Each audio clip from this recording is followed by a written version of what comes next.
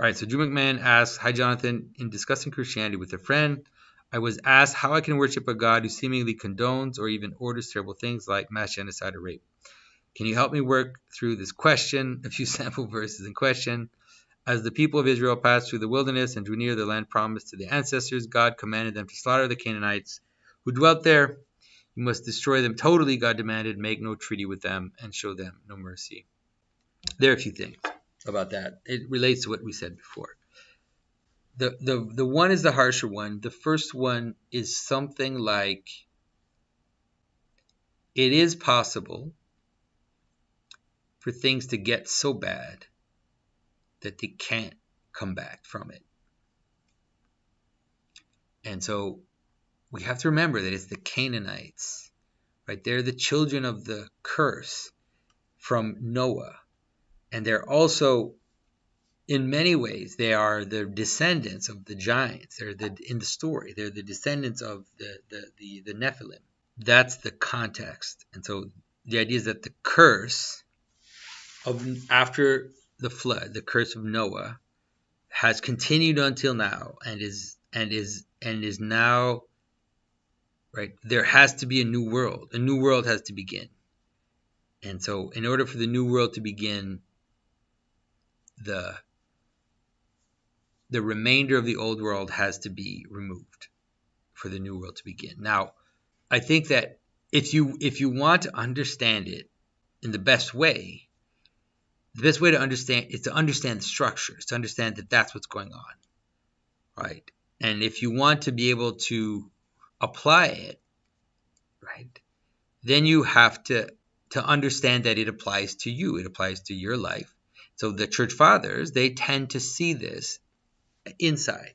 They tend to see this inside you, like saying, whatever happened at that time, now because of Christ, that is now applied inside you.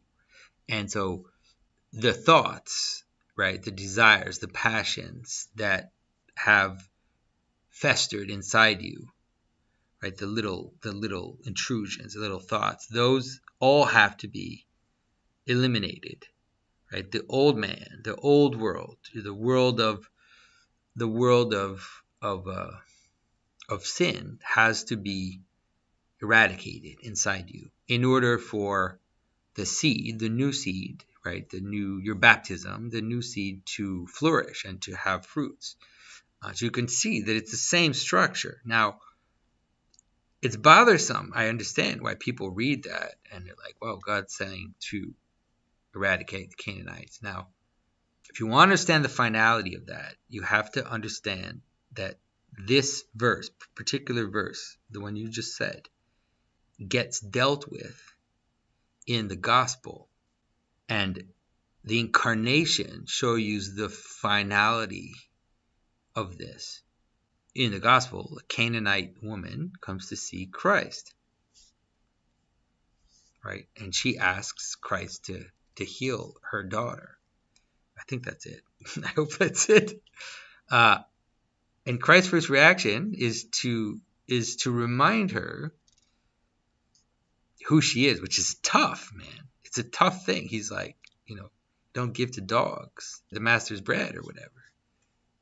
And the Canaanite woman, because of her faith, transforms Christ's rigor into clemency because she accepts her position. And she says, right, only even the dog receives the crumbs that fall off the table of the master.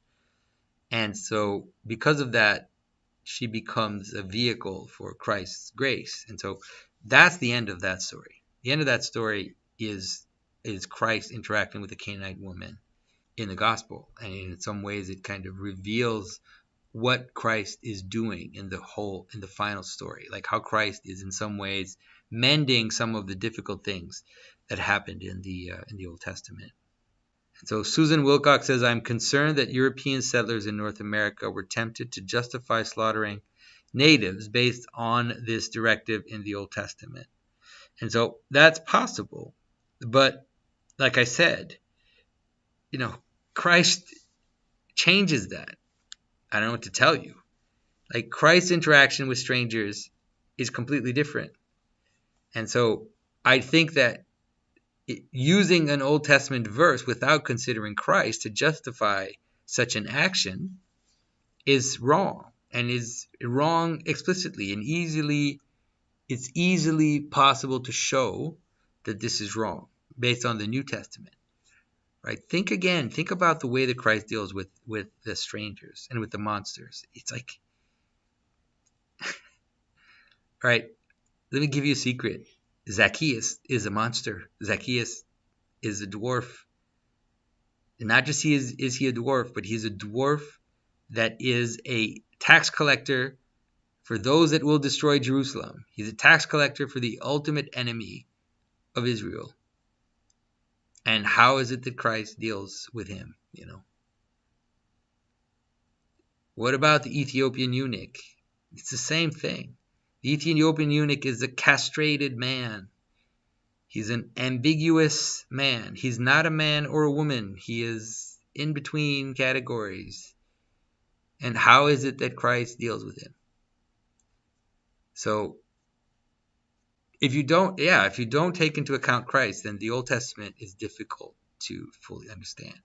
If you take into account the way that Christ reflects back on the Old Testament, then you'll see you'll see a different story. You'll see a different picture. So, and Ivan Engel says Zacchaeus wanted to see Christ. Yeah, well, that's true. And the same with the Ethiopian eunuch.